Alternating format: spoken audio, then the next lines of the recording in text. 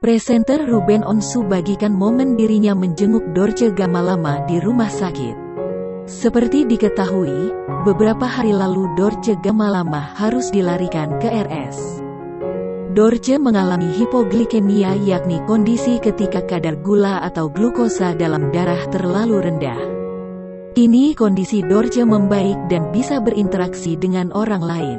Meski terlihat pucat, Dorce terlihat bersemangat saat dikunjungi oleh Ruben Onsu.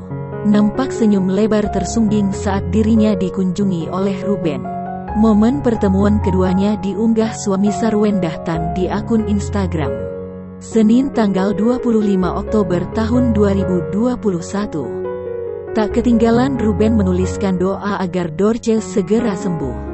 Ruben juga menceritakan jika Dorce meminta dipeluk sebelum pulang.